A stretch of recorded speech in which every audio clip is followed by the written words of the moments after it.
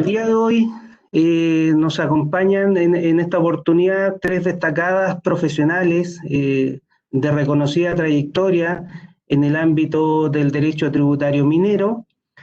Y en primer lugar, dejo con la palabra a Alicia Domínguez.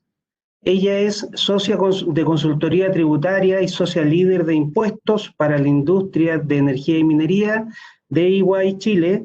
Es abogado, graduada en Derecho de la Universidad de Chile, y el año 2012 fue premiada como una de las 100 mujeres líderes en Chile, y además ha sido profesora de impuestos corporativos en diversas universidades nacionales. Ella expondrá acerca de la tributación de la industria minera, algunos mitos y verdades. Dejo con la palabra entonces a Alicia Domínguez. Adelante. Muchas gracias, Yuri. Compartir pantalla. ¿Ahí sí?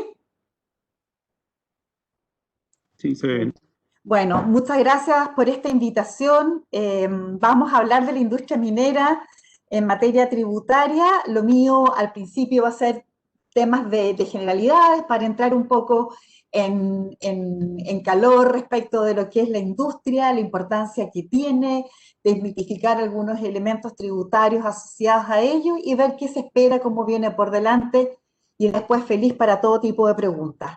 Entonces, para eso, algunos datos para contextualizar, para saber cómo es nuestra industria, muy poquitos datos en todo caso, algunos mitos y verdades del aporte tributario de la gran industria minera en Chile, alguna selección de los temas que tenemos que tener en consideración respecto a cada una de las fases de un proyecto minero, temas tributarios me refiero que debemos tener en consideración, y más adelante qué. Entonces, comencemos con algunos datos para contextualizar.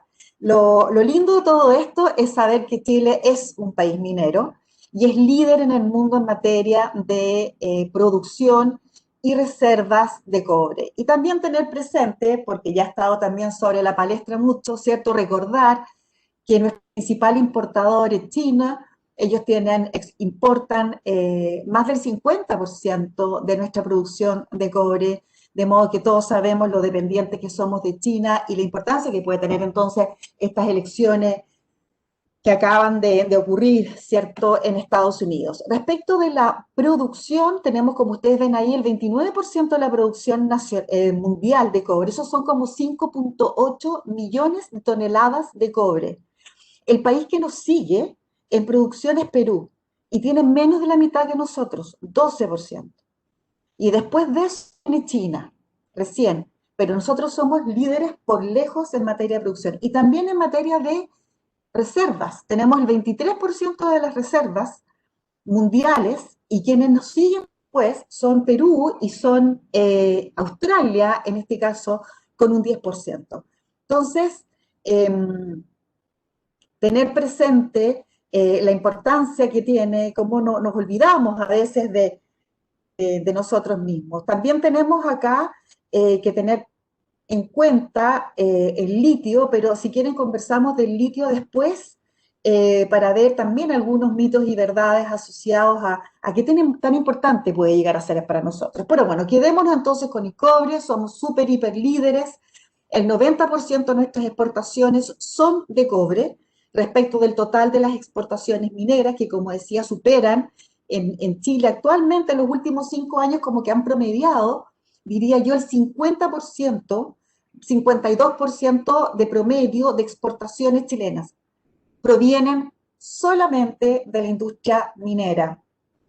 Y de eso un 90% es de cobre. Y para tener una idea del monto, esos son aproximadamente 32.000 millones de dólares. Para tener en cuenta cuánto es ese flujo que tenemos nosotros de divisas a Chile como consecuencia de nuestras exportaciones de cobre. Eso en cuanto a algunos datos a tener presente. Otro dato importante es recordar que más o menos en los últimos 10 años, diría yo, casi en un promedio constante, Codelco representa el 30% de la producción de cobre y el 70% lo representan las empresas privadas de la gran minería. Otro dato también interesante a tomar en consideración es que aproximadamente un 12% de nuestra producción es de carácter subterráneo, básicamente considerando el teniente, diría yo, y un 88% es a cielo abierto.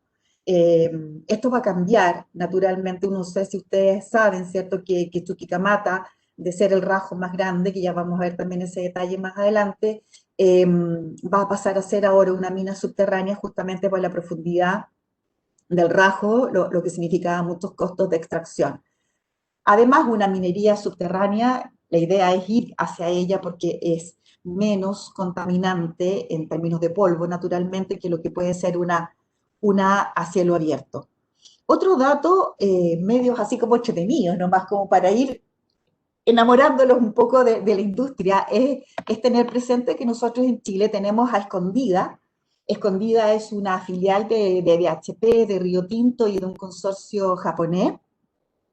Y esta es la mina de mayor producción de cobre del mundo, y la tenemos nosotros. Ellos producen 1.200 millones de toneladas. Recordemos que la producción total de Chile era 5,8 millones.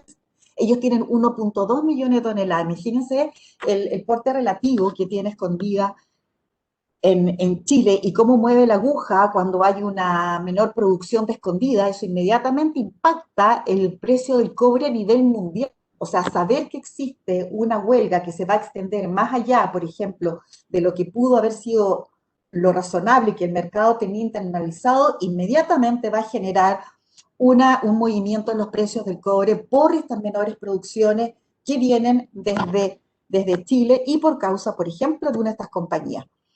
Otro dato también entretenido es tomar en cuenta que el teniente, que como ustedes saben, en una de las divisiones de Codelco, que tiene muchísimos años de vida y le quedan muchos años más, es la mina subterránea más grande del mundo. Y si uno considerara todos los túneles construidos en el teniente y los pusiera en línea, suman 3.000 kilómetros de distancia. Es como la distancia, como sale en el cuadrito ahí, entre Santiago y Lima. Esa es la magnitud y el porte que tienen los túneles construidos subterráneos, que obras de ingeniería maravillosas, ¿cierto?, en el teniente en Rancagua. Otro dato también para tenerlo así como para el cóctel, ¿no?, es esto de que Chuquicamata, como ustedes saben, llegó a ser el rajo más grande del mundo, con las dimensiones que ahí se visualizan y con una profundidad de 1 kilómetro de profundidad. Entonces eso hace que ahora se haya comenzado hace muchos años el plan y ya se inauguró, ¿cierto?, a Chuqui subterráneo. Ahora Chuqui va a comenzar a ser una compañía, una producción subterránea. Y aquí imagínense ustedes los costos que tiene producir o extraer mineral de un rajo de estas magnitudes. Imagínense cómo dan vuelta y vuelta y vuelta los camiones. Cuánto se gasta en neumáticos, cuánto se gasta en diésel, en poder llegar al final del rajo para poder extraer, para poder sacar, ¿cierto?, y trasladar hacia la planta después el mineral. Otro dato interesante y también entretenido a tomar en cuenta, hay una compañía minera más o menos nueva que entró en operación en el 2014 que se llama Caserones. Caserones pertenece a un conglomerado de inversionistas japoneses y fíjense ustedes que está a una altitud de 4.600 metros de altura. ¿Qué locura? O sea, esto aquí no hay campamentos, acá hay refugios. O sea, el nivel acá nieva, por supuesto, y por lo tanto acá hay riesgo de que puedan quedarse eventualmente los trabajadores aislados por un periodo muy largo. Por lo tanto, son verdaderos refugios más que campamentos, 4.600 metros de altitud. O sea, se requiere un estado físico espectacular para poder trabajar en minas de esa altitud. Eso en cuanto a algunos datos. ¿Cuáles son los grandes desafíos que tenemos en Chile? Tenemos desafíos de productividad enormes. ¿Por qué? Porque nuestras minas se están envejeciendo. Tenemos minas viejas en Chile y por lo tanto son de menor ley. Y cuando son de menor ley cuesta mucho más extraer, ¿cierto? Entonces ahí, como estaba en el cuadro anterior, lo que se hace es hay que innovar, hay que imponer nuevas tecnologías.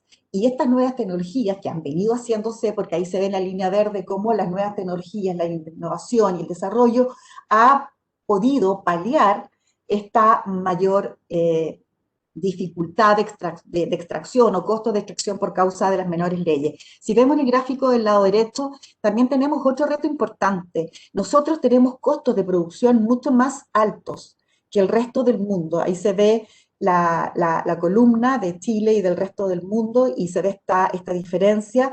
Hay que tener en consideración también que, ahora, la buena noticia es que acaba de salir un estudio de Cochilco muy interesante en que dice que se ha bajado en un 17% los costos de producción de cobre en Chile, lo que es muy importante. Y esto es básicamente porque ha bajado la energía eléctrica. En algún momento de la vida nosotros teníamos la energía eléctrica más cara, el kilowatt de energía eléctrica más caro del mundo. Estaba la República Democrática del Congo y después venía Chile en términos de lo costoso que era la electricidad. Eso ha bajado sustantivamente en Chile. Entonces, también ha bajado el precio del diésel por todo este tema de la pandemia. Y ya antes veníamos con precios de petróleo bastante más bajos. También han habido menos contratistas por causa de la cantidad de personas que pueden estar trabajando no en la mina. Ha bajado también el ácido sulfúrico, etcétera. Entonces, ciertos materiales y ciertos insumos han bajado de precio y eso nos ha generado una menor costos de producción, pero todavía seguimos en malos niveles. Y lo otro que les quería comentar es que igual tenemos un buen precio del cobre, estamos por sobre 3, eso es históricamente muy, muy bueno. Pasamos muchos años, los últimos 5 años, 4 años bordeando el 2% y a veces, o sea, los 2 centavos de libra, los 2 centavos de dólar, la libra de cobre, muy malo. Recordemos que en los tiempos del boom estuvimos a $4, entonces esto realmente nos estaba impactando. Ya vamos a ver cómo nos impactó eso. Y por último, entonces, un grafiquito para contarles cómo significa esto de que las leyes bajen. Entonces, en el 2005, con una tonelada de material tratado, una tonelada de material que se trataba, se obtenían 10 kilos de cobre, hoy día se obtienen, o en 2015 se obtenían 7 kilos de cobre. Ese es el impacto que tiene una baja en la ley. Otro desafío muy importante, este es un estudio que preparamos nosotros en EY, que es un radar que va captando año a año cuáles son los riesgos y desafíos más importantes de la industria minera. Y estos son a nivel mundial, son para todos. Y hay 3 importantísimos que son la licencia social para operar, el futuro de los nuevos perfiles del recurso humano, porque viene una transformación digital importante, no solamente a nivel de oficinas en Santiago o en Antofagasta o donde estén las oficinas de las minas, sino que también está trasladándose la transformación digital hacia las operaciones. Hay avances súper interesantes en Chile y si les interesa poder ver, ya tenemos camiones autónomas, ya hay posibilidad de que se pueda operar una mina desde Santiago, o sea, toda la oficina central de operación de la mina puede estar aquí en Apoquindo y sin embargo la mina está funcionando más adelante. Entonces eso requiere un nuevo perfil de profesionales que también es un gran desafío y la optimización, como decíamos, de la digitalización y la transformación de llevarla también a la operación para poder ser más productivos. Pero acá quedémonos con uno que es muy potente y que ha estado muchos años en la primera línea, que es la licencia social para operar. Es decir, que todos los interesados en un proyecto minero, el gobierno por sus impuestos, los accionistas por sus dividendos, los acreedores por sus intereses, la comunidad, cómo la comunidad realmente, la comunidad indígena, la comunidad en general o los vecinos son realmente y genuinamente incorporados en forma permanente a un proyecto minero y no en términos transaccionales, con donaciones, con algo que las camisetas para el club deportivo. Eso también puede ser lindo y puede ser importante, pero es anecdótico. Cuando estamos hablando de la licencia social para operar, estamos hablando de algo mucho más potente en términos de la incorporación genuina, en forma permanente de la comunidad al éxito del proyecto. Y además significa hoy en día más cosas. Ojalá ser carbono neutral, ojalá ser éticamente un buen ciudadano. Es decir, hoy en día la licencia social para operar implica muchísima exigencia para las empresas y para la industria minera, mucho más aún por todo el impacto que ella tiene en términos medioambientales y en términos sociales. Veamos algunos mitos y verdades respecto a la tributación de la minera. Hay dos mitos, ¿cierto? Que la gran minería en Chile tiene un régimen tributario privilegiado y que la gran minería no paga impuestos. Respecto de eso, acá son todos tributaristas los que están en este panel, de modo que va a ser muy fácil la conversación para que nos vayamos entendiendo. Aclararles que no hay un régimen tributario privilegiado para la industria minera. Nunca ha habido un régimen privilegiado para la industria minera. La tributación que se da al inicio de estos proyectos, que es tan baja, depende de las particularidades de la industria, no del marco normativo. Es el mismo marco normativo que se aplica para todas las empresas, solo que la industria se comporta distinto. Veamos por qué. Un proyecto minero, antes de empezar a operar, tiene cuantiosas y riesgosas inversiones en exploración. Son decenas de millones que los proyectos grandes, que son los que tenemos en Chile, ¿cierto? Estos proyectos grandes son decenas y a veces centenas de millones de dólares que pueden haber sido invertidos antes de empezar a operar. Estos son gastos de organización puesta en marcha y todos saben cómo se pueden deducir los gastos de organización y puesta en marcha. Tenemos un costoso desarrollo. Una vez que una compañía minera toma la decisión de desarrollar y construir un proyecto, el desarrollo significa hacer estos rajos que comentábamos delante. Recordemos que más del 80, casi el 90%, ¿cierto?, de los rajos de las minas en Chile son a rajo abierto. Eso significa hacer el hoyo para realmente poder sacar, para extraer. Y esto es muchísimo dinero de movimiento de tierra, porque no está superficial. Y eso también es un gasto de organización y puesta en marcha, y todos sabemos que se puede rebajar de 1 a 6 años a elección del contribuyente. Después tenemos la intensiva inversión en bienes de capital, mucho más que cualquier industria, como pueden ser también las industrias generadoras, ¿cierto?, de las industrias de transmisión eléctrica, pero acá tenemos una cantidad de bienes de capital, inversiones que los que estamos en la industria conocemos que antes podían ser 1.000 millones, pero ahora pueden ser 2, 3, 4, 5, 6.000 millones de inversión en activos fijos, que se va a depreciar y se puede depreciar aceleradamente. ¿Para qué decir si empezamos a depreciar ahora con las nuevas normas que vamos a ver también, o que vamos a tocar? No vamos a ver. Y el último es el alto nivel de endeudamiento, tanto a nivel relacionado como no relacionado. O sea, un proyecto minero no se financia con los recursos propios de un grupo empresarial, se va a financiar siempre con terceros. Y también sabemos todos que se planifica la tributación trayendo los capitales propios, que puede ser vía deuda o vía capital. Entonces, tenemos todos estos gastos, y esto hace que tengamos por mucho rato pérdida tributaria en circunstancias que la compañía presenta utilidades financieras. Entonces, son diferencias temporales, pero si el resto del mundo ve esto, va a ver que tenemos pérdida tributaria por muchísimos años y que tenemos utilidades financieras. Y nadie entiende eso y creen que la industria está eludiendo o evadiendo.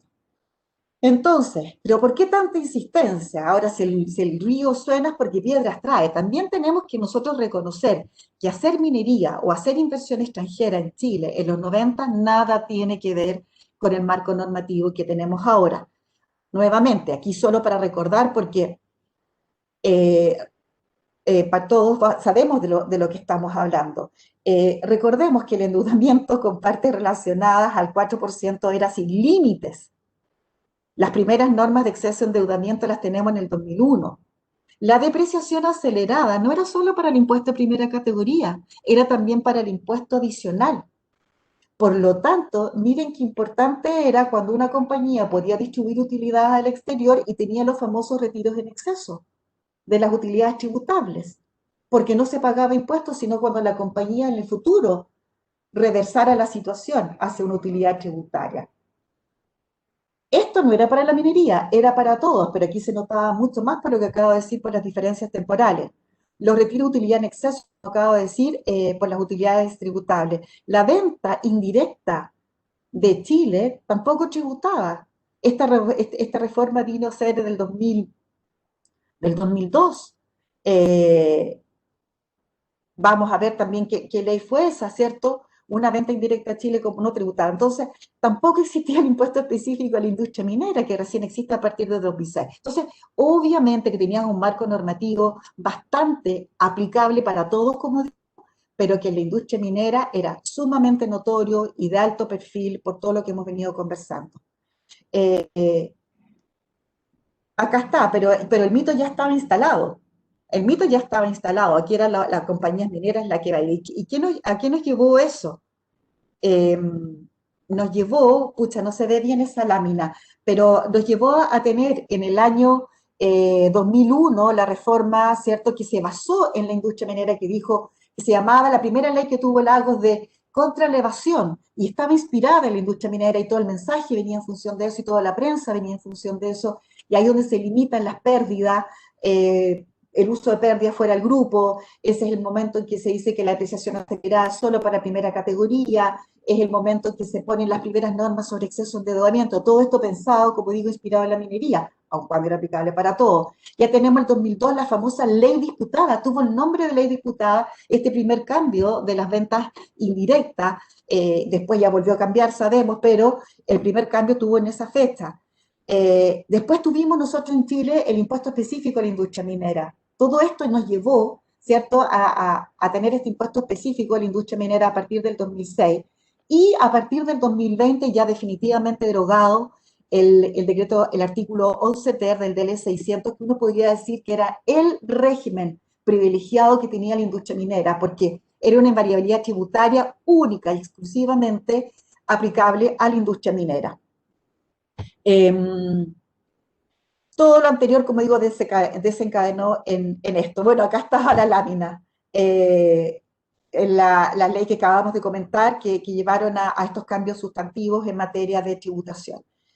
Pero la minería sí paga impuestos, gente, y ha pagado mucho impuesto, mucho menos ahora en el último tiempo por la baja de los precios, mayores costos y las menores leyes que veníamos comentando. Pero acá tenemos un gráfico de cómo ha venido tributando la minería. La parte naranja es la privada, la parte más amarilla, verde-amarilla, es Codelco. Esta presentación va a estar después disponible, mostrarles que la tendencia, ¿cierto?, de mayor o menor tributación dice relación con los precios, con los costos, y por lo tanto es absolutamente consecuente con cómo le está yendo a la industria en un determinado momento. Si vemos la lámina siguiente, también se ve la consecuencia de esas mismas tendencias. ¿Cuánto participa la industria minera en el 2015? Una gran participación en el PIB que llegó hasta en algún momento mucho más del 20%, ahora rondamos el 10%, y los aportes al fisco, también ven ustedes la tendencia, cómo ha venido siendo muy parecida, ¿cierto?, a lo que está aquí en el estudio de Cochilco. Bueno, aquí el ministro Porurica también hace, obviamente, unas palabras lindas para la industria minera, diciendo que entre Codelco y las empresas privadas aportan el 25% del gasto social. Bien, vamos a avanzar un poquito más en materia técnica, una vez que ya desmitificamos un poco la tributación de la industria y conocemos un poco más la industria, veamos ciertos aspectos que deben tenerse en consideración en cada uno de los temas. No voy a ahondar porque son, para no entrar en el tecnicismo, que todos ustedes lo conocen, lo que quiero ahora es compartir con ustedes los temas que uno como asesor o como fiscalizador o como asesor interno de la empresa tiene que tener presente como una carta de análisis en cada una de estas fases. Veamos primero durante el periodo de prospección y de exploración. Aquí estamos explorando, riesgosa, la exploración, no sabemos, por algo se dice que me encontré una minita de oro, una minita de cobre, o sea, encontrar algo es muy poco probable, posible, pero poco probable. Hay financiamiento escaso y no hay incentivos tributarios a la exploración como sí existen en otros países. En Perú existen, no voy a entrar en detalles, pero en Perú existen, en Canadá, nuestros grandes competidores, en Australia, existen incentivos tributarios a la exploración. Nosotros en Chile tenemos 0 incentivo tributario a explorar. Y el financiamiento es súper escaso. Nosotros no tenemos, como en Canadá, una bolsa de valores que especialmente apañe o financie a las empresas a las empresas junior, que se llaman, que son aquellas que están en fase de exploración. Y aquí tenemos entonces unos contratos bien especiales que Loreto muy probablemente toque más adelante. Ella va a estar viendo el tema del financiamiento con mucho más detalle técnico, tributario y los problemas y desafíos que eso conlleva. Entonces vamos a dejar las opciones para que sean comentadas después. ¿Qué significa este tipo de, que son sumamente complejas de poder manejar en materia tributaria? Pero ahí es cuando uno como tributarista tiene que reconocer que no es el perro, sino que es solo la cola y que hay que ceder ciertos elementos tributarios en esos momentos que se pierden IVA o se pierden gastos. Ahí hay que estar atento cuándo vale la pena y cuándo no dar la pelea. ¿Qué es lo que está pasando también en este momento? La compañía está acumulando IVA, está acumulando gastos. La buena cosa que sigue una compañía que ya está en explotación, porque muchas compañías mineras grandes, mientras se están explotando, están explotando. Por lo tanto, ellos pueden recuperar sus créditos fiscales IVA conforme a las reglas generales y si quieren pueden ir deduciendo los gastos sin ningún problema. Pero si la compañía es propiamente una compañía de exploración, bueno, como ustedes conocen, va a acumular IVA sin lugar a dudas y por muchísimo rato. Y además va a acumular gastos de organización y puesta en marcha, o sea, va a tener activadas todas estas inversiones en exploración. Aquí también suele ocurrir, y esto lo saben mucho los tributaristas internos de la compañía, esta dispersión de activos y gastos existen distintas entidades del grupo. O sea, existe un grupo en Chile que tiene 1, 2, 3, 5, 7 sociedades. Una tiene los derechos de agua, otra tiene las pertenencias tales y cuales, otro tiene estas otras pertenencias de exploración, otra se consiguió una concesión no sé cuánto para eventualmente tener un puerto, etcétera. Entonces es un enredo que tienen estas compañías al principio, los financiamientos llegan a cualquiera de ellas, entonces trasladar y ordenar todo esto es labor nuestra como tributarista en términos de tratar de lograr que esto se haga bien. Hay muchos errores comunes, se venden costos, circunstancias que no se pueden vender, se hace una venta del proyecto minero con IVA y eso no se puede hacer porque sabemos que es un intangible, se venden, bueno, hay formas de salvar eso, hay formas de arreglarlo, pero hay que estar atento también a no perder estos temas de ordenar, como digo, colocar en una sola entidad que va a ser la que después explote el proyecto todos estos activos importantes. Durante este periodo, naturalmente, no se paga patente municipal, no se paga impuesto a la renta, no se paga impuesto específico. Solo se paga las patentes de exploración, que son un gasto de organización y puesta en marcha durante los 5 años anteriores, ¿cierto?, a la fecha en que comienza a operar la mina.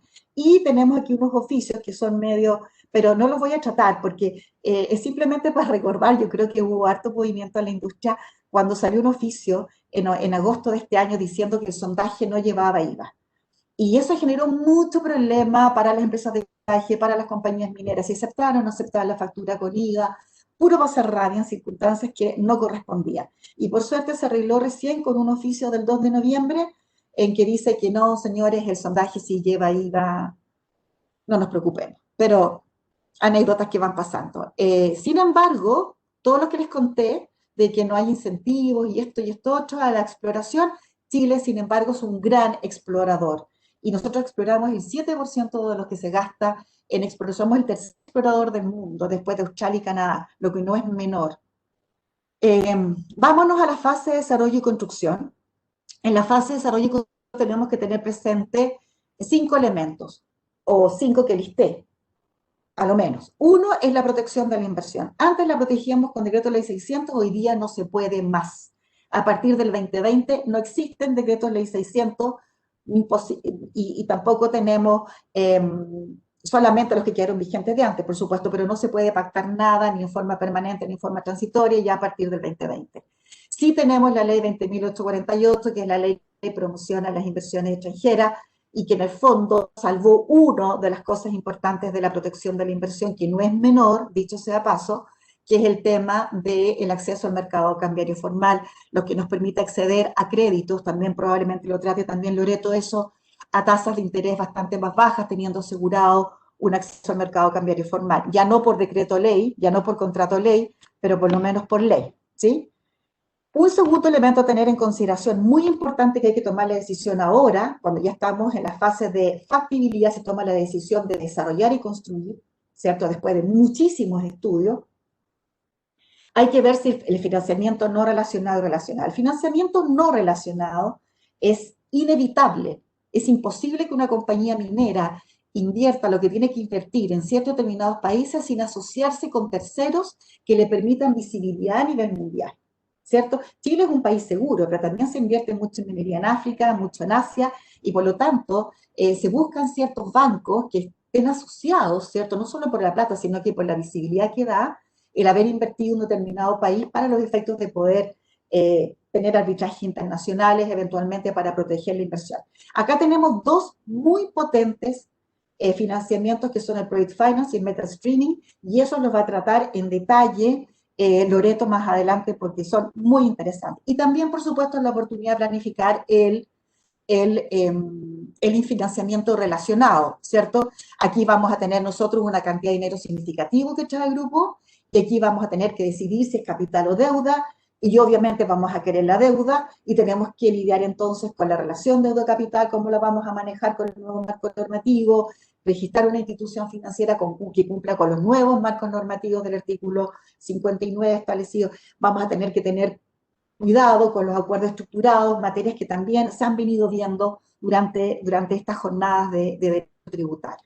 Obviamente acá tenemos, simplemente para recordar, para quedar en las láminas, todos lo saben, pero no es malo recordar lo lindo que es la deuda comparado con el capital, ¿cierto? Cuando ya estoy decidido a desarrollar y construir, no necesariamente cuando estoy decidido a solo explorar, pero en materia de desarrollo y construcción, obviamente la deuda es la reina y por eso ha venido siendo tan limitada. Otros puntos importantes durante el periodo de desarrollo y construcción son las recuperaciones de IVA. Aquí hay que estar atento. Obviamente la minería recupera IVA, pero lo importante es cuándo. Entonces hay que estar súper atentos. Tenemos un proyecto factible y que ya va a comenzar pronto su desarrollo y construcción, ir a pedir la recuperación anticipada del IVA conforme al actual artículo 36, específicamente el decreto supremo que todavía está vigente, el 348, que reglamenta el 36. Los futuros exportadores, mineros o no, todos los futuros exportadores tienen derecho a recuperar el IVA durante todo este periodo anterior a la exportación. Eso es muy importante y hay que manejarlo con tiempo para que cuando lleguen las facturas grandes, ¿cierto? Cuando se dispara el gasto durante el desarrollo y la construcción, tengamos el sistema andando y sobre ruedas. Ante el Ministerio de Economía, después Hacienda, ¿cierto? Y ante el Servicio de Impuestos Internos. Y también en los casos en que corresponda, porque a veces también procede, ¿cierto? Que tengamos que aplicar un 27 bis, bueno, también saber que ya esto mejoraron los periodos de recuperación, tampoco voy a entrar en ese detalle, que todos lo conocen.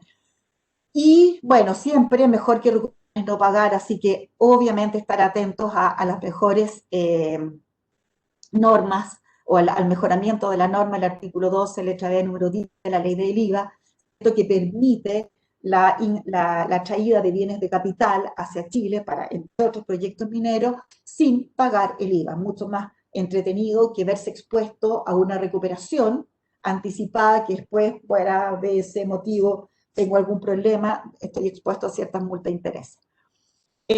Lo otro, que es un tema, es el control del riguroso del activo fijo. Este es un tema sumamente importante. Recordemos que tenemos un control financiero y tenemos un control tributario. Y dentro del tributario tenemos uno para el impuesto de primera categoría, después tenemos el de DAN para los efectos de los impuestos finales, después tenemos un registro especial para el impuesto específico a la industria minera, que también tiene sus propias normas, y ahora con esta incorporación de las depreciaciones súper instantáneas o instantáneas, otro registro más. Y aquí estamos hablando de muchos millones de dólares de activo fijo que hay que mantener súper ordenado. Acá también viene todo lo que es la planificación del contrato de construcción o de construcción y manejo, que es el EPC, ¿cierto? Los Engineering Procurement Construction Contracts, en que siempre hay que planificar, una parte es offshore, una parte es onshore, la que lleva IVA, etcétera. Atento también a eso, que el tributarista sea llamado en forma prematura a la celebración de estos contratos. Tomar la decisión de qué es activo y no es activo fijo no es menor, porque en la minería ocurre mucho que se construye en terreno ajeno. Tampoco voy a entrar en ese detalle técnico porque muchos de nosotros lo conocen, pero después en las preguntas, ¿por qué hice ese comentario? Si alguien lo quiere aclarar, lo lo comentamos. La buena cosa que tenemos para ir un dictamen del 853 del 2013 que ayudó mucho a poder dilucidar qué es esta reserva de dominio, ¿cierto? Para poder realmente identificar si el activo es fijo o es un gasto de organización y puesta en marcha. Y otra decisión que hay que tomar en este momento, todavía estamos desarrollando y construyendo, es qué hacemos con todos los intereses que están siendo pagados durante este periodo, que estamos financiando el desarrollo y construcción, pueden ser 2, 3 años, y en ese evento, ¿qué hacemos? ¿Los vamos a cargar a resultado o lo vamos a cargar a mayor costo del activo? Ahí, si se carga mayor costo del activo, puede ser una buena planificación tributaria para los efectos de poder rebajar después, de ese modo, estos intereses del impuesto específico de la industria minera, pero es un tema que hay que analizar con un poquito más de detalle, si acaso sí o si acaso no, pero lo dejo planteado ahí. Y por último, pagos al exterior. Este es un periodo en que se hacen una cantidad enorme de pagos al exterior, no dejarlo entregado a la gente de tesorería de las empresas. Hay un análisis, está cada vez más complejo identificar si ahora, más encima, si vamos a llevar IVA o no, con ocasión de las facturas de compra, hay que tener cuidado con eso por el tema de las plataformas digitales internacionales, hay muchos software que se ponen a disposición de la compañía y por lo tanto puede haber IVA asociado a eso también. Pero me refería en realidad a las tasas de retención múltiples, dependiendo del tipo de servicio, si hay o no hay tratado, si hay una cláusula o no el tratado de nación más favorecida, etcétera. Y acá también eh, hay muchos pagos aparte relacionados por la forma en que se puede estructurar un EPC, hay que estar con los estudios, no solo de transfer pricing, de estudios de precio de transferencia, y las declaraciones juradas también muy al día, y las nuevas declaraciones juradas, y la provisión de documentos en ciertos casos. A algunas compañías mineras, probablemente con Itoki ese tema le toca esto de forma más dura que otras compañías chilenas, que operan en Chile pero que no son de casa matriz chilena. Durante la explotación, temas también a tener importancia, pero no sé cómo estoy de tiempo, parece que estoy extendiéndome mucho, Yuri, me preocupa el resto del equipo. Sí, En mira, explotación, puedes seguir un par de minutos para redondear ideas, ya, perfecto. si Entonces, quieres. mira, van a querer las láminas, temas importantes a tener en consideración durante la explotación. Eh, Acá mucho material nuevo, ¿cierto? Tenemos el impuesto al desarrollo regional, los temas de gastos por responsabilidad social empresarial, que son un temazo en la industria minera y que están ahora especialmente tratados. Cualquier cosa que queramos ver después, las podemos ver en las preguntas si quieren. Tenemos las depreciaciones semi-instantáneas y las depreciaciones instantáneas que hemos todos venido estudiando, ¿cierto? Durante todo este periodo. Tampoco me quiero meter mucho en eso. Contarles que hay normas especiales para los gastos incurridos durante el periodo del cierre. Antes de la ley 20.551, nosotros en Chile no podía, los gastos de cierre se acumulaban para el final y era lejos lo más ineficiente, imagínense, cerrar la compañía con pérdida acumulada o con gastos por esta causa. Esto cambió, hay norma especial para las normas de cierre, como muchos saben, y se permite entonces su deducción durante el último tercio de la vida útil de la mina, en función de lo que esté efectivamente garantizado según todas las normas y plan acordado con Serna-Geomín. También está aquí la información en las láminas. Y lo interesante también que en materia de IVA, a esa altura del partido, la compañía no está exportando, no está vendiendo, de modo que la recuperación del IVA es súper importante y se puede hacer también en la forma que plantea esta ley en términos especiales. También está aquí en los materiales. ¿Qué esperar? Ya desde antes y ahora más que nunca, por el estallido social, por la pandemia, tenemos a una industria minera que vuelve a estar nerviosa, ¿cierto? Porque se la va a empezar a mirar nuevamente qué aporte extra puede dar. Y la industria minera siempre ha dado aportes extras a, yo no quiero entrar tampoco en esos detalles, pero las compañías mineras pudieron no haber quedado sujetas al impuesto específico en su momento, en el año 2006 y después en el 2010, porque tenían protección por DL600. Sin embargo, por la licencia social para operar, las compañías sí accedieron a quedar afectadas en los términos que finalmente fueron. Pero, y están dispuestas a cooperar, pero que cooperen todos y que cooperemos todos, ¿sí? Entonces, ¿qué se suma? ¿Cómo estamos? ¿En dónde estamos? Con políticos que no se que no contribuyen a los acuerdos. Esto es un eufemismo, podríamos ser mucho más duras, ¿cierto?, con nuestra clase política en este minuto, respecto de cómo están comportándose.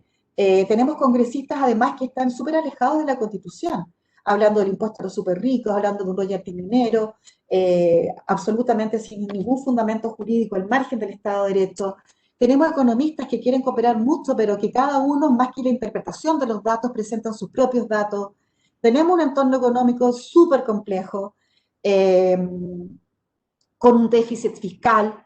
Tenemos aún una súper alta, ¿cierto?, evasión tributaria en Chile en materia de IVA y en materia de impuesto a la renta. Estamos lejos de tener los índices de recaudación fiscal que quisiéramos tener, ¿cierto?, para un país más desarrollado. Estamos por ahí por el 21, la otra está por ahí por el 30, otros países, pero bueno, tenemos que seguir trabajando en eso. Tenemos una estructura que no le gusta mucho al mundo. Recién nos acaban de decir que somos casi los penúltimos de Italia en cuanto a nuestra estructura de marco normativo tributario. Tenemos índices de desigualdad después de impuestos y transferencias que sigue siendo súper alto, un 47%. Todo esto naturalmente nos va a llevar a que hayan cambios normativos, esperemos que no, pero bueno. Yo les quiero mostrar la última cosa, Yuri, si me permiten, y es cómo ha variado la carga tributaria de la industria minera. Miren ustedes esta curva. En el 2005 nosotros teníamos en Chile un impuesto, la línea gris es el impuesto de primera categoría y la línea amarilla representa el impuesto total, global, o sea, adicional, ¿sí? Con la acreditación que cuando corresponda del impuesto de primera categoría. Nosotros en el 2005 teníamos, este es un estudio sobre la base de un proyecto minero que va evolucionando en el tiempo, ¿sí? Entonces, tenemos el 2005 que no teníamos impuesto específico a la industria minera y no teníamos, y teníamos una tasa de primera categoría de 17. En el 2008 es un nuevo hito elegido porque ahí teníamos una tasa de impuesto específico a la industria minera de 4% y un impuesto a la renta de un 17%. Después tenemos el 2011, otro hito que elegimos, que ahí tenemos un impuesto específico del 4%, pero ya un impuesto a la renta del 20%. Acá tenemos en el 2018, se elige un impuesto específico del 5%, que corresponde por evolución del marco normativo, un impuesto a la renta que ya sube al 27%, y ya no tenemos los retiros en exceso de las utilidades tributables. Entonces ahí tenemos una subida significativa de la primera categoría, ¿sí? De la primera categoría en 5 minutos. Y tenemos después, el 2020, ¿qué le agregamos? Le agregamos la contribución para el desarrollo regional, este 1% sobre las inversiones en activos fijos, y miren ustedes la línea roja. Esa línea roja, ¿saben lo que representa? Lo que sería un impuesto royalty en los términos básicos en que lo presentó un grupo de diputados y que, por suerte, está ahí bastante olvidado en estos momentos, diría yo, porque no tiene visos constitucionales para poder prosperar, y además es un impuesto de una regresividad feroz. Imagínense ustedes un impuesto a la primera línea, independientemente de los costos, todo lo que tuvimos conversando al principio de la presentación. Y lo que tenemos más arriba es esto mismo, ¿cierto? Estos mismos hitos, pero ya tomados en consideración la total tributación ya con los dineros puestos a nivel de dueño en el exterior. Bueno, eso quería compartir con ustedes. Muchas gracias por escucharme y súper disponible para las preguntas. Vale, muchas gracias, Alicia. A continuación, corresponde el turno de Loreto Pellegrí. Ella es abogada de la Pontificia Universidad Católica de Chile. Posee un MBA en Business Administration Management de la misma universidad y en la actualidad es socia de PwC Chile y miembro de Global Board de dicha entidad internacional. Además es miembro del Instituto Chileno de Derecho Tributario y de International Fiscal Association y miembro del Comité Tributario de la Confederación de la Producción y el Comercio. Loreto expondrá acerca del financiamiento de proyectos mineros y la necesidad de una modernización en esta importante área. Adelante, Loreto. Gracias, Yuri. Voy a compartir pantalla.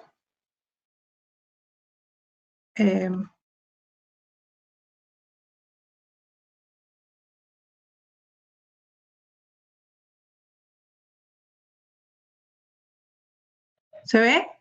Sí, falta pantalla completa. Ahí. Ahí sí, perfecto. Perfecto.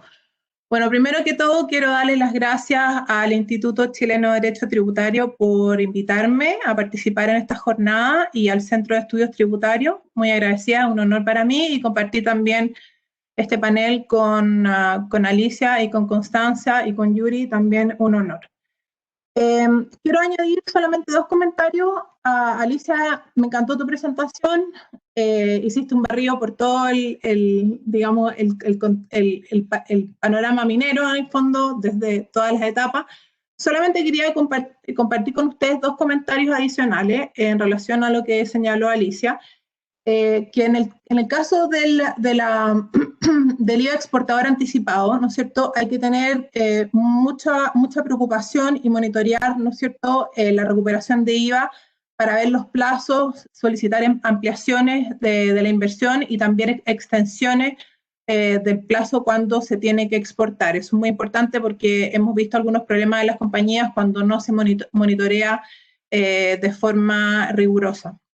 Y lo segundo, respecto de los contratos EPC, es importante también tener presente la exención de la importación de bienes de capital, porque con la ley 21.210 se modificó la redacción de esta exención a la importación de bienes de capital. Antes teníamos que solamente esta exención podía ser aplicable al inversionista, ¿no es cierto?, que era el inversionista extranjero o al receptor de la inversión. Hoy día el wording de ese artículo, del artículo 12, se modifica y cualquier en el fondo persona puede acogerse a la exención en la medida que esté destinado a un proyecto de inversión. Eso solamente eran 2 comentarios que quería añadir para que los tengamos en cuenta.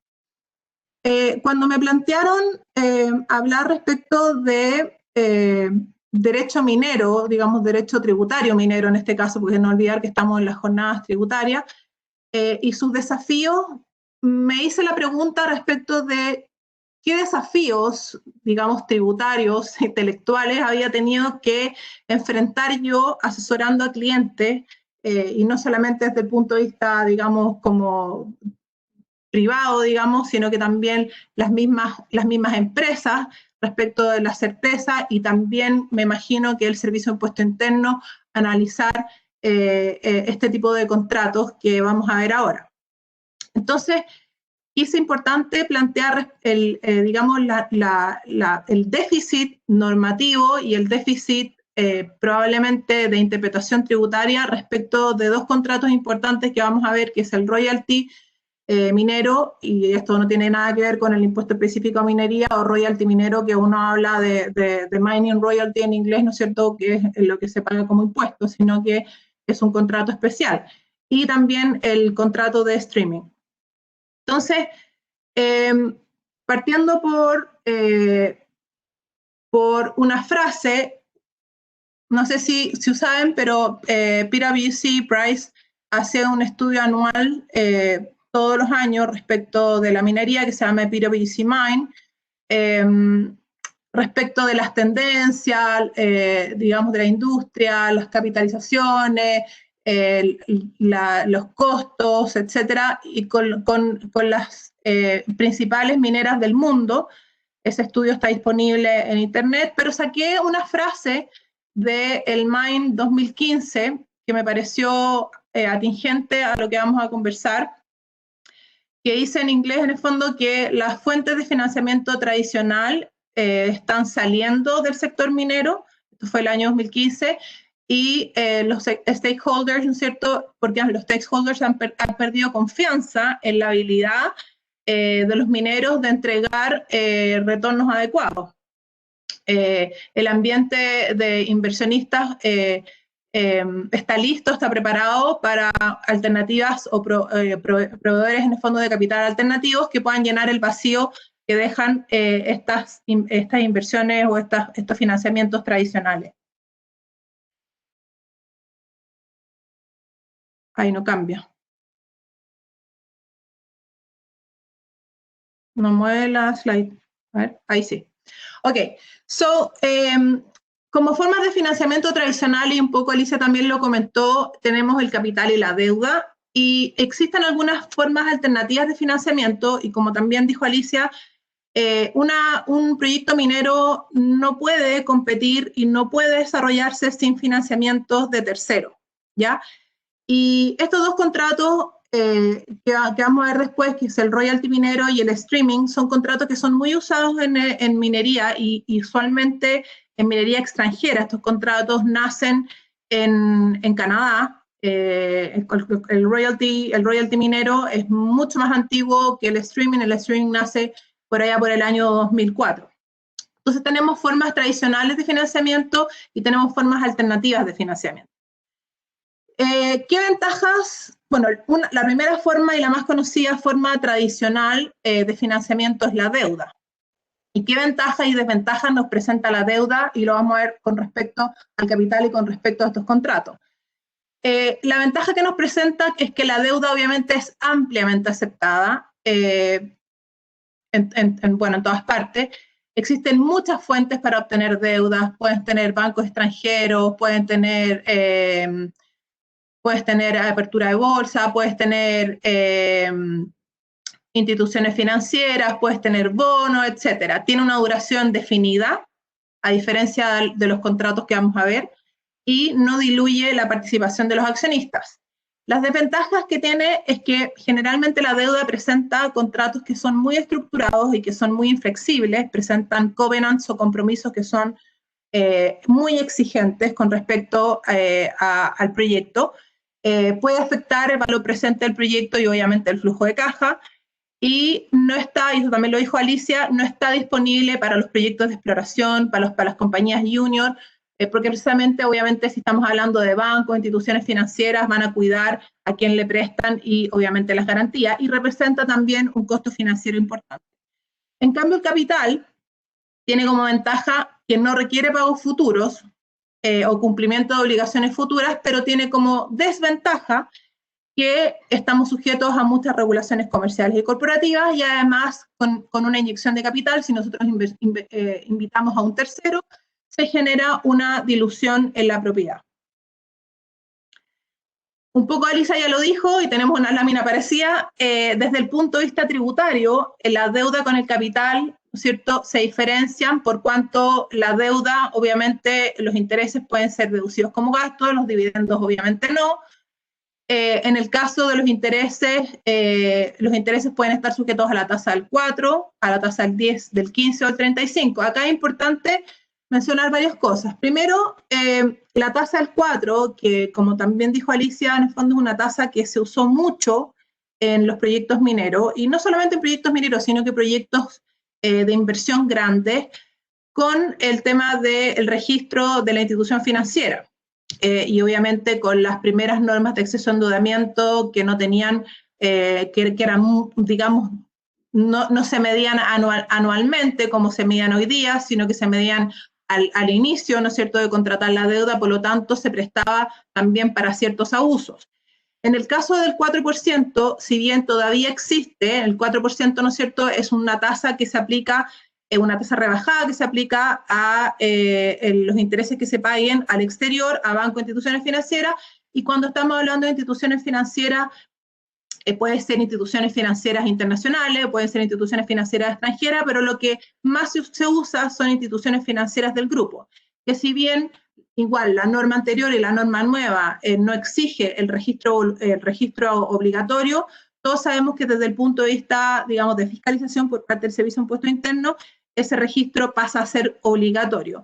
Hay que tener mucho cuidado con la normativa nueva respecto de las instituciones financieras extranjeras, por cuanto, por ejemplo, uno de los requisitos que creo que impacta mucho acá es que no puedo tener una institución financiera con un solo préstamo, porque el nuevo requisito que se incorpora hoy día es que tiene que haber una periodicidad o tiene que haber, ¿no es cierto?, que la institución financiera otorgue varios créditos, con lo cual creo que se reduce importantemente la aplicación de las instituciones financieras. El 10 o el 15, ¿por qué? Tenemos que tener ojo porque la mayoría de los convenios de doble tributación hoy día tiene un 10%, eso es gracias a la aplicación de la cláusula de la nación más favorecida que contiene el Tratado de Japón. El Tratado de Japón hizo bajar la tasa del 15 al 10 en muchos convenios internacionales a contar del año 2019. Digo 15 porque tienen que fijarse muy bien cuando analicen el pago de intereses hacia el exterior, porque algunos convenios de doble tributación no tienen la cláusula de la nación más favorecida, por lo tanto no se ha rebajado la tasa del 15% o 35%, que es la tasa general. En el caso de los dividendos, sabemos que tenemos un 35% cuando tenemos convenios de doble tributación y por lo tanto tenemos una integración total, o un 44.45% cuando no tenemos integración. En el caso de la deuda, esta disminuye el capital propio para fines de patente municipal, importante que es para el caso de la explotación, porque ya sabemos que en el caso de la exploración no está afectado a pago de patente municipal. En el caso del capital, sí te aumenta el capital propio tributario para fines de patente municipal. La deuda no está afecta a impuestos cuando se devuelve el principal. Eso también es un tema que de repente surge de que algunos clientes preguntan si se puede pagar primero el principal y antes que los intereses. Eso hay que tener mucho cuidado también porque de acuerdo a la norma del Código Civil se supone que cuando uno paga se supone que se está pagando primero los intereses, hay un orden de imputación en el Código Civil, por lo tanto debe señalarse expresamente que se está imputando a principal y no se están pagando intereses. En el caso de las devoluciones de capital, es importante también señalar que obviamente nuestra ley ya contemplaba un orden de imputación y con la ley 21.210 la modificación que se plantea es que la situación tributaria de las devoluciones de capital tienen que medirse a final de año, ya no a principio de año, sino que a final de año. Y la circular de impuesto adicional, que esto también es importante porque también se realizaba acá o ya nos habíamos representado que cualquier devolución de capital íbamos a tener que retener impuesto adicional, y la circular de impuesto adicional aclaró, digamos, buenamente que en la medida que la compañía en sus registros al año anterior no tenga RAE ni tenga DDAN, puede efectuarse una disminución de capital o una devolución de capital siempre que se cumpla con las formalidades sin afectarse provisionalmente a impuesto adicional. La deuda de un impuesto de timbre, teníamos una ventana ahora con la pandemia que ya se terminó en septiembre y el capital no tiene impuesto de timbre. Y ahora entramos a uno de los contratos que estábamos hablando.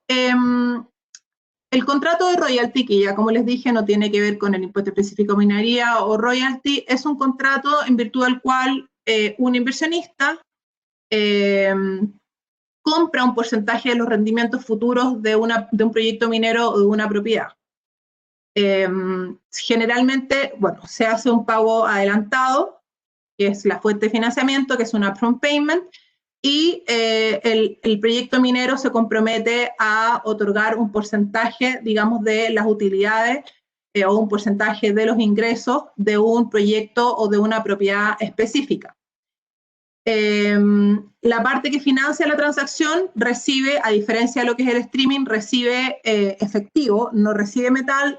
En algunos casos se permite también el pago en especie, pero principalmente la parte que recibe el financiamiento y recibe este upfront payment tiene que entregar un porcentaje de las utilidades.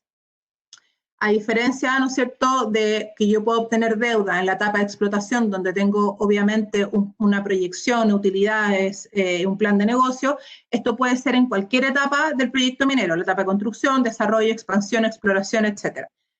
Generalmente, y eso se diferencia también de la deuda, el contrato de royalty es por la vía del proyecto minero, salvo que exista algún término o un cap en el fondo hasta que se logre obtener un tanto monto de utilidades o un plazo. Y ustedes van a ver que, o cuando les toque royalty minero o royalty agreements, van a ver que pueden ser nomenclaturas que son gross metal royalty, que es básicamente un porcentaje sobre el revenue, sin deducir. Existe también el net profits interest, en el fondo, que es basado solamente en ciertas deducciones, y después el net metal return royalty, que se deducen ciertas gastos de transporte, puede ser de fundición, etc. El más común, el que se usa más, es el net metal return. ¿Qué ventajas tiene el royalty versus las otras formas de financiamiento tradicionales? El royalty no tiene una dilución en la propiedad, no se pierde el control operacional de la mina, se comparte el riesgo operacional y de producción, por cuanto quien apuesta en este proyecto minero, digamos que va con los objetivos, como dice el último bullet, va con los objetivos alineados con el proyecto minero. Es decir, yo voy digamos, como a la resulta del proyecto minero en un porcentaje de las utilidades que obtenga o del revenue que obtenga el proyecto minero. Desventajas es que obviamente es una carga que se va a tener durante toda la vida de la mina, salvo que tenga algún término, y generalmente estos tipos de contratos incorporan obligaciones al proyecto minero de información, auditorías y derechos de inspección a la mina. Estas ventajas y desventajas son las mismas que se van a aplicar o que se aplican en el otro contrato que vamos a ver, y no las repetí después, por lo tanto las tengan presentes cuando veamos el otro contrato. Ahora, y ahí es donde yo cuando me invitaron a participar en esta jornada, dije, bueno, ¿qué tratamiento tributario tiene este royalty agreement? ¿Y qué ha dicho el Servicio de Impuesto Interno respecto de este tipo de contrato?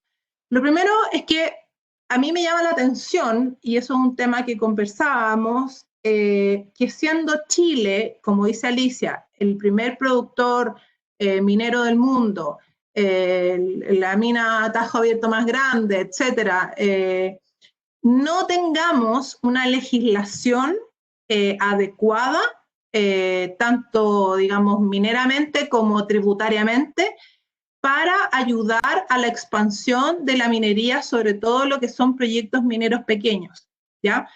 Porque cuando nosotros nos vemos enfrentados a este tipo de financiamiento, lamentablemente, y lo digo por experiencia porque me ha tocado en el fondo ver fiscalizaciones en donde el Servicio de Impuesto Interno obviamente esto lo considera y porque aplica las normas tributarias que tenemos vigentes. Por eso que desde el punto de vista de la compañía minera, este upfront payment que hablábamos, el royalty agreement, se considera un incremento de patrimonio y está afecto a impuesto a la renta. Si nosotros miramos que esto es un financiamiento, obviamente que el tratamiento tributario no se condice, y como decía Alicia, tenemos en Canadá y en otros países tenemos incentivos a la exploración, tenemos en el fondo otros tratamientos. De hecho, el royalty, este contrato que nace también en Canadá, tiene otro tratamiento en Canadá. Es decir, este upfront payment, si bien se incorpora a la base imponible de la compañía minera, permite, ¿no es cierto?, ciertas deducciones como contrapartida para no tener que tributar por este monto gigantesco que yo recibo, digamos, el día 1 o el año 1. Y acá les quiero hacer un comentario. Muchas veces, al recibir este tipo de consultas, nosotros mirábamos el artículo 15 de la Ley de Impuesto a la Renta, este artículo 15 que dice que para determinar los impuestos establecidos en esta ley, se deberán, por esta ley, los ingresos se imputarán al ejercicio en que se hayan sido devengados o percibidos, de acuerdo con las normas pertinentes de esta ley y el Código Tributario. Por lo tanto, para nosotros es un incremento de patrimonio. Sin embargo, hasta la ley 20.630, que es del año 2012, ¿ya? Había un segundo inciso o una segunda parte que fue eliminada por esta ley 20.630, que decía que los ingresos se tenían que imputar en el ejercicio en que se hubieran devengado o percibido, salvo que las operaciones generadoras de la renta abarquen más de un periodo, como los contratos de larga ejecución, ventas extraordinarias de pago diferido y remuneraciones anticipadas o postergadas por servicios prestados durante largo espacio. Por lo tanto, ahí había, de alguna forma, una luz que eventualmente con alguna consulta podíamos a lo mejor tratar de solicitar que este upfront que se recibía desde el día 1, en el fondo no tributara en el primer año, porque obviamente no era el sentido que tenía el contrato. Sin embargo, consultas que hicimos informalmente al Servicio de Impuesto Interno, al parecer, no, en su opinión, no eran aplicables, y finalmente, yo no sé si fue a raíz de las consultas o no, en el fondo finalmente este inciso se eliminó. Ahora, desde el punto de vista del tenedor del derecho de royalty, tenemos dos temas que considerar. Primero, la remesa que hace la compañía al tenedor del royalty y la venta de este derecho de royalty. Respecto de la remesa del royalty, existen, por lo menos los que yo conozco en el fondo, existen dos oficios, un oficio que es del año 1999 y otro del año 2019. En el oficio del año 99, el Servicio de Impuesto Interno reconoce, ¿no es cierto?, que esta es una renta de fuente chilena que se clasifica en el artículo 20, número 5, y desde el punto de vista del impuesto adicional está clasificada en el artículo 60, y por lo tanto esta afecta al 35%, regla general, la remesa al exterior.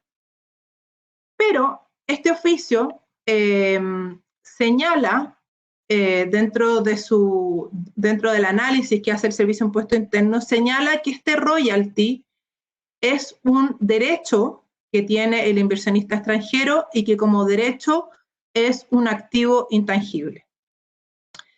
Y como activo intangible, el año pasado, y esto es un oficio que solicitamos nosotros como Price al Servicio de Impuesto Interno, miramos, ¿no es cierto?, el análisis de activo intangible en relación con los tratados de doble tributación, y el Servicio de Impuesto Interno concluyó que como la cláusula de royalty que tienen nuestros tratados es un poco diferente que la del modelo OCDE, porque la cláusula de royalty que tienen nuestros tratados tiene un apellido al final que dice y otros activos intangibles. Por lo tanto, sumando, ¿no es cierto?, lo que ya había dicho el Servicio de Impuesto Interno en el año 99, más la nomenclatura que tienen nuestros convenios, el servicio concluyó que las remesas de royalty, por royalty minero, y en ese caso era un net smelter return, estaban también afectas a una tasa rebajada del 10% a la luz de los convenios. Se los hago presente en el fondo porque obviamente el wording del artículo 12 de los convenios se repite en muchos convenios, obviamente hay que analizarlo caso a caso, digamos, esto no es una fórmula mágica, hay que analizarlo caso a caso porque capaz que el artículo 12 en otros convenios tenga una definición más estricta de lo que es regalía.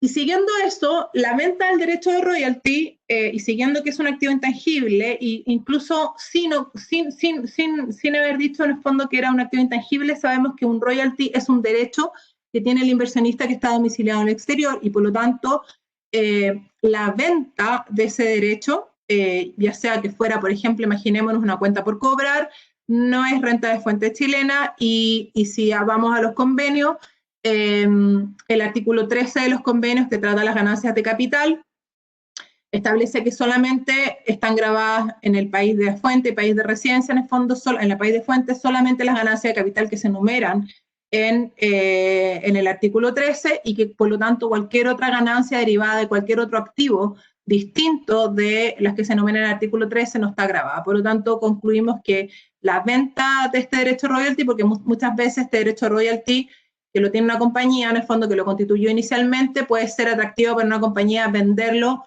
a otra que quiera hacer alguna inversión, no está grabada en Chile. Ahora pasamos a la otra página. Ya. El otro contrato que es importante también tener presente es el contrato de streaming. El contrato de streaming es un contrato de largo plazo también, pero acá el contrato es de una compraventa futura, es de una compañía minera y un inversionista para la compraventa de mineral producido por uno o más proyectos. Acá también, como en el caso del royalty, se realiza un upfront payment, y este upfront payment en los contratos se define como un depósito que se entrega en forma anticipada, y generalmente también el contrato se fija un precio que es, por supuesto, inferior al precio de mercado para la venta de mineral, de tal forma que cuando la compañía minera entrega mineral, vende mineral, si el precio de mercado es superior al precio fijo que está fijado en el contrato, la compañía minera lo que hace es la diferencia entre el precio de mercado y el precio que está fijo en el contrato, se descuenta de este depósito.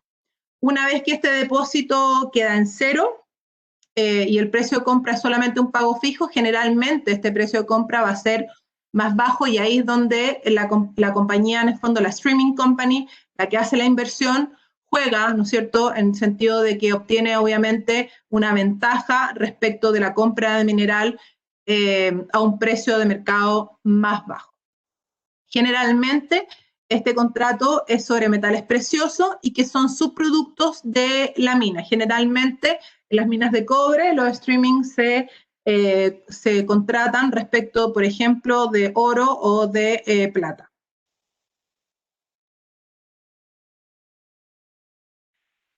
Y desde el punto de vista tributario, y acá sí que nos encontramos un poco más en pañales que con respecto al royalty, no hay ningún pronunciamiento por parte del Servicio de Impuesto Interno.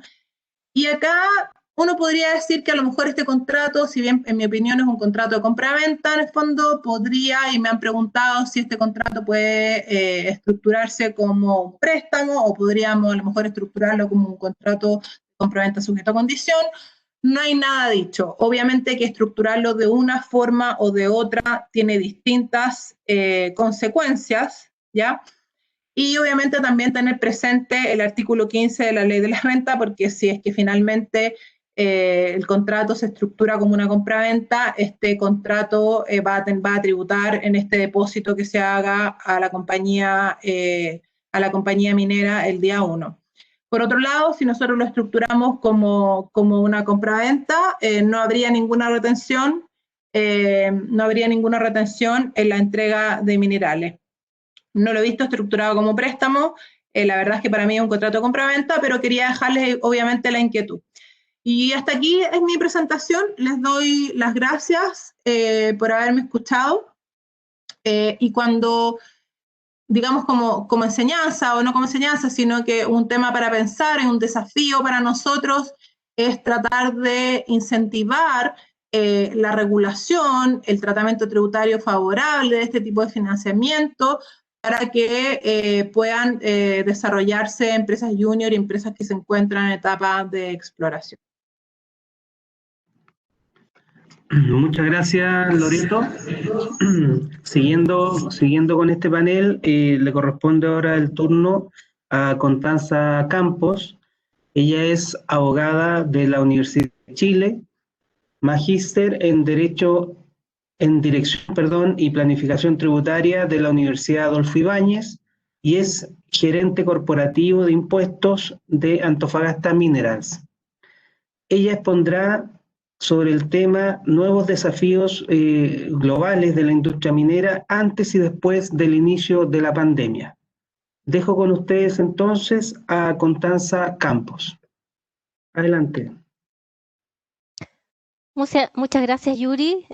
Muchas gracias al Instituto Chileno de Derecho Tributario por la invitación. Me siento honrada de estar en este panel, sobre todo junto a estas panelistas. Y quiero dejar la oportunidad de hacer notar que somos 3 mujeres hablando de minería, cosa que hasta hace un par de años, 3 mujeres hablando de minería, algo que simplemente no se daba. Así que abracemos este momento y esperemos que esto siga hacia adelante. Voy a compartir mi presentación. Ahí está. ¿Se ve? Sí, perfecto. Súper. Bien. Vamos a conversar en esta oportunidad de los nuevos desafíos y proyecciones del derecho tributario minero. El título que elegí para esta presentación es desde Chile, perdón, desde el mundo hacia Chile, al revés de lo que podría pensarse que en general el cobre es desde Chile hacia el mundo, ¿verdad? Pero en este caso, como estamos hablando de normativa tributaria y ciertas proyecciones, no podemos olvidarnos que estamos en un mundo globalizado y que por lo tanto hay muchos temas internacionales de los que vamos a conversar que están permeando nuestra normativa local y eso finalmente es el desafío, justamente, traerlo desde Chile, desde el mundo hacia Chile. El día de ayer en la mañana, en estas mismas jornadas de derecho tributario, se conversó respecto de las normas de derecho tributario internacional, acerca de cómo los organismos internacionales están emitiendo directrices o planes de acción para, de cierta forma, acercar al mundo. Y cómo las distintas autoridades tributarias han ido internalizando estas normas, estas directrices, dentro de su normativa interna.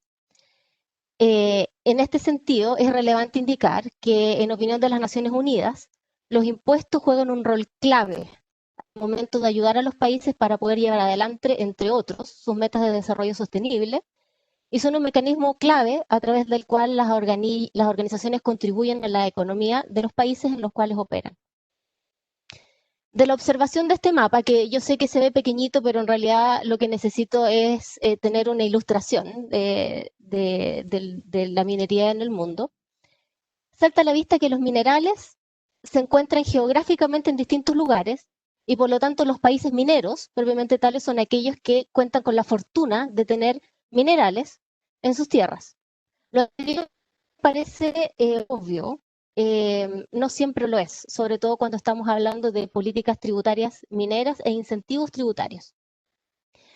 En este sentido, hay estudios publicados que concluyen que cuando estamos hablando de minería, los incentivos tributarios que puede ofrecer un país versus otro país no necesariamente serán clave al momento en que el inversionista elija el lugar en el que va a invertir.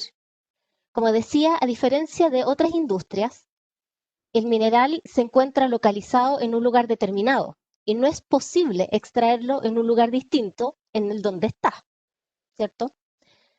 Entonces, más que los incentivos tributarios que puede ofrecer un país para atraer la inversión minera, las claves en este caso estarán dadas básicamente por la ley del mineral y el acceso a ciertos recursos que son clave para el desarrollo de la minería, como son la electricidad y el agua, por ejemplo. Y sin duda que también va a jugar un rol clave la estabilidad que ofrezca el país en que estén estos minerales. Y en este sentido, como decía Alicia, cabe también recordar que tenemos estos contratos de inversión extranjera actuales y los que se encuentran vigentes de los contratos ley que todavía se encuentran vigentes y que eso por nuestro lado podría tratarse de algún incentivo, pero en cuanto a ofrecer estabilidad tributaria, como decía Alicia también, cabe también tener presente que para efectos de exploración no existen incentivos tributarios en Chile, por lo tanto, en ese sentido podríamos estar en desmedro en relación con otras jurisdicciones. Entonces, la extracción del mineral necesariamente es una actividad que se tiene que llevar a cabo en el país en el que el mineral se va a encontrar. El país que desarrolla esta actividad va a ser entonces el que tiene interés en grabar esta actividad extractiva y obviamente va a querer obtener una buena porción para poder desarrollar sus programas. El mineral extraído se va a poder procesar en el mismo país o se va a poder exportar para la venta, o también se puede exportar para ser procesado y luego venta a un tercero, y puede ocurrir también que exista una compañía que tenga distintas empresas en distintas jurisdicciones y por lo tanto decida extraer en un país, procesar el mineral, exportarlo a otro país y desde ese otro país hacer la venta con sus consumidores finales. ¿Qué pasaría entonces si esta otra jurisdicción tiene una tasa de impuesto corporativo más baja o tiene ciertos incentivos que hacen para el dueño de esta empresa más atractivo tributar en esa otra jurisdicción?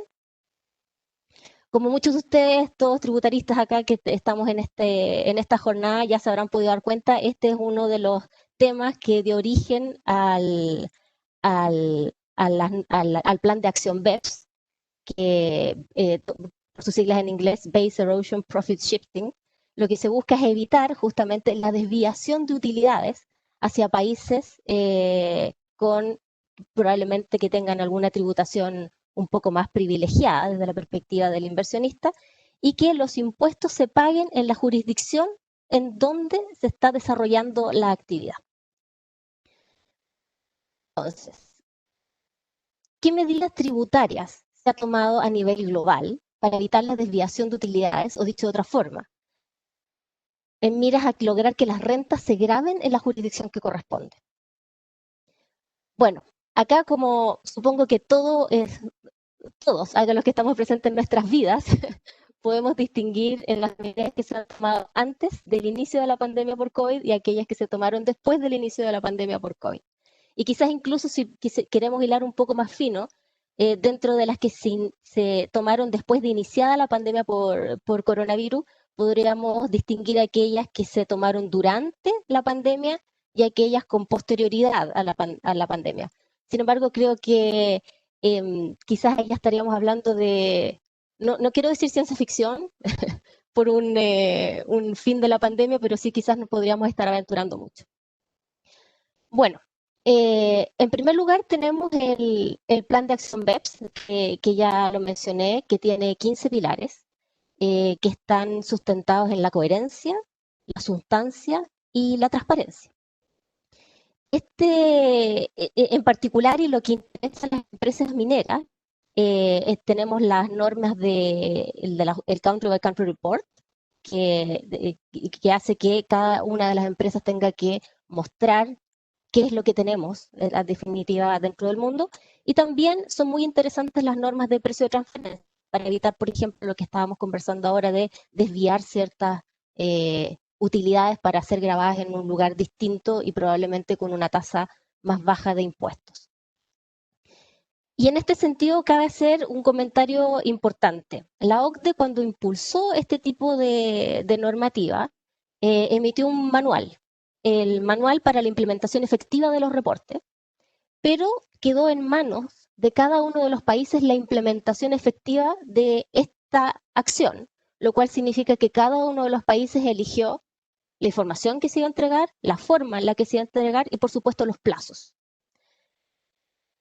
Esto quiero dejarlo como una idea para que la dejemos estacionada ahí, que después volveremos a conversar, que no se nos olvide que si bien existe este plan de acción, cada país está llamado a ver cómo lo implementa. Y siguiendo con los pilares que impulsan este plan de acción de BEPS, en particular el de la transparencia, existen nuevos estándares de transparencia. Existe actualmente el GRI 207, Tax 2019, que entra en vigencia el 1 de enero del 2021, o sea, ahora, a la vuelta de la esquina está esto. El GRI, por sus siglas en inglés, es Global Reporting Initiative, y representan, cito, las mejores prácticas a nivel global para informar públicamente los impactos económicos, ambientales y sociales de una organización. Esto tiene que ver con la emisión de los reportes de sustentabilidad de las empresas mineras, y tiene que ver también con algo que mencionó la Alicia y que es importante, que tiene que ver con la licencia de operar que tienen las empresas mineras. El reporte de sustentabilidad muestra finalmente qué es lo que está haciendo la empresa minera, la licencia para operar, entre comillas, que podría estar ahí siendo algo importante, muestra todo esto. Para los efectos de la confección de estos informes existen ciertas normativas cuya adherencia no es obligatoria, pero sin embargo las empresas mineras, sobre todo multinacionales, tienden a adherir a ellas justamente para demostrar compromiso y adherencia. Y transparencia, por supuesto, en lo que estamos haciendo. Y por cierto, que hay otra idea que quiero dejar aquí como enmarcada.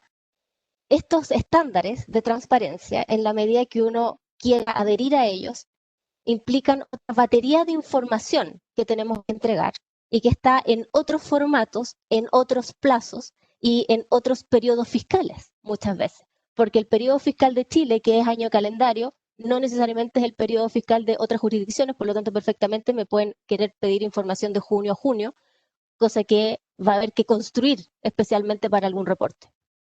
Esa idea también me interesa dejarla ahí estacionada para que volvamos después sobre ella.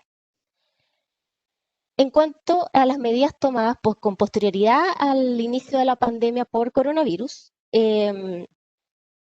bueno, acá tenemos algunas medidas interesantes en lo que se refiere a la minería y a los recursos naturales. En primer lugar, cabe ser presente, y yo creo que ya todos lo hemos visto, a los gobiernos alrededor del mundo han estado lanzando sus planes de reactivación económica. Y en el caso, y donde ponen especial acento en la digitalización y en las llamadas tecnologías verdes. En particular, China y la Unión Europea están empujando planes de reactivación basados en redes 5G, Big Data, inteligencia artificial, entre otras cosas, y el 10 de noviembre recién pasado, el Parlamento Europeo y los países de la Unión Europea alcanzaron un acuerdo en relación a las iniciativas económicas que se van a llevar a cabo en los próximos años para alcanzar, y aquí voy a citarlo, una Europa más verde, más digital y más resiliente. ¿Y por qué esto es importante?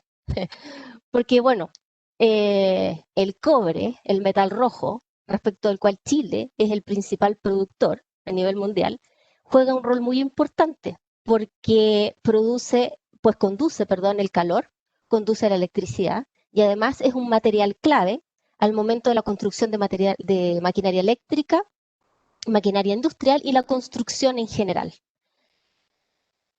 Por otra parte, hay estudios que ha efectuado el IGF, que es el Foro Intergubernamental de Minería, Metales y Desarrollo Sustentable.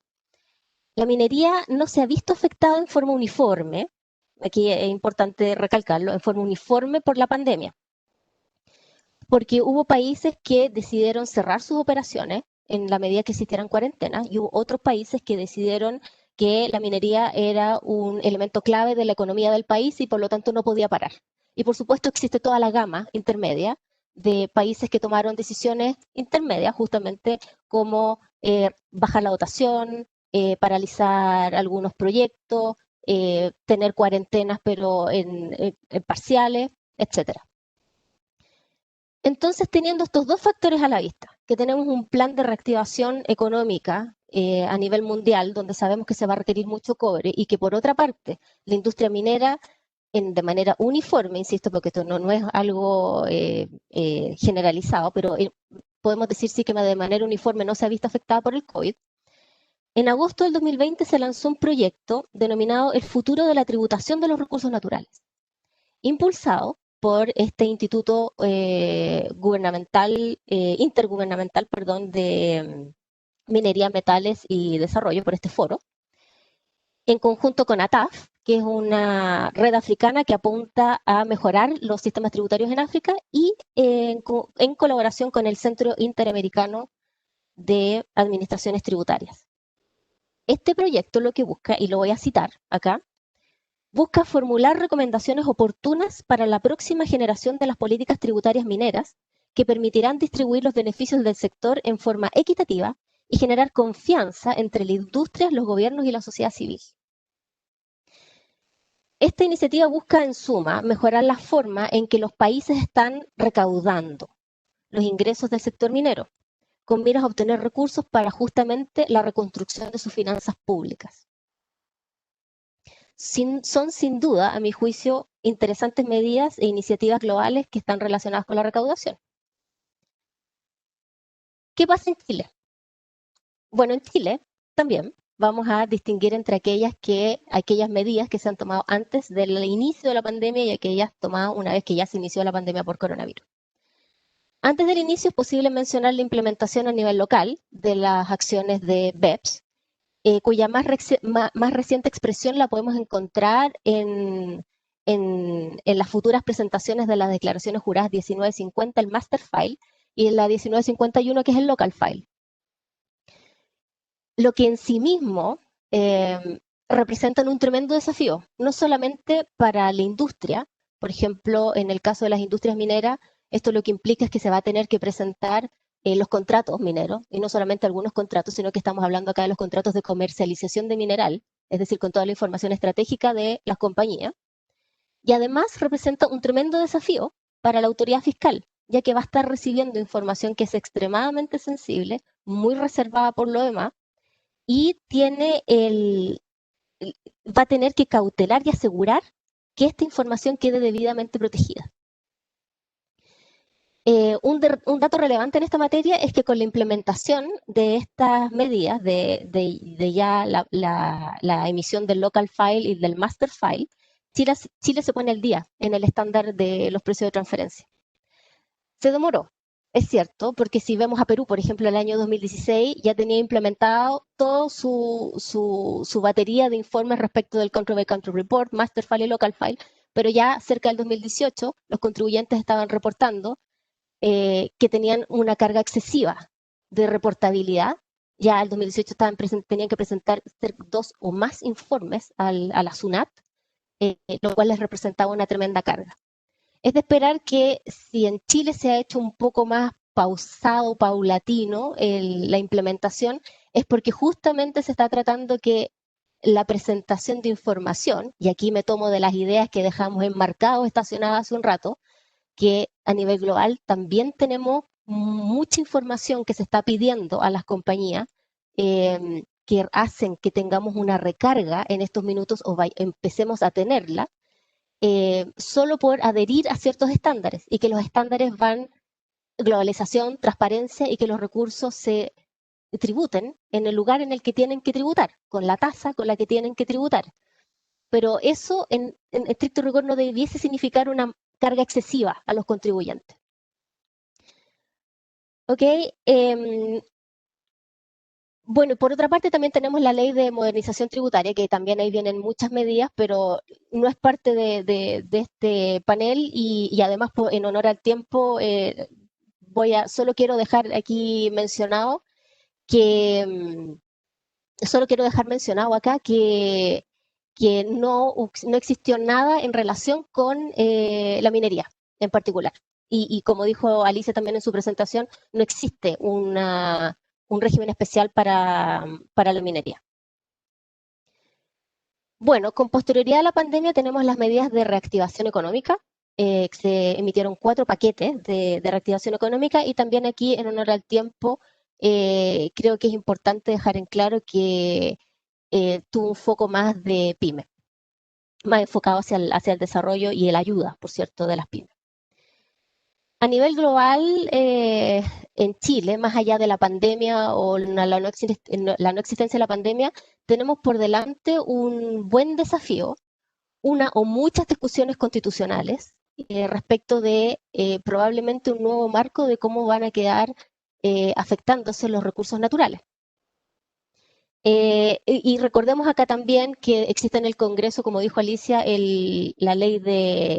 un proyecto de ley de royalty, que en verdad, bueno, es algo que no está tan delineado, podríamos decir, en estos minutos, pero obviamente nos espera ahí una buena discusión.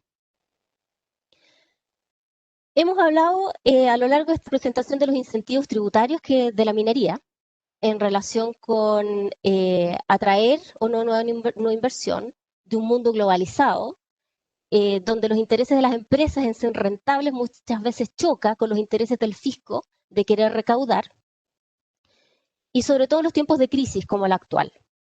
Hemos visto también normas globales de transparencia, cómo han permeado la normativa local, y cómo la reportabilidad de las empresas mineras, entre otras, se ha visto fuertemente incrementada en los últimos años, con los reportes que deben ser entregados en distintas fechas y en distintos formatos, dependiendo de la jurisdicción que lo esté solicitando.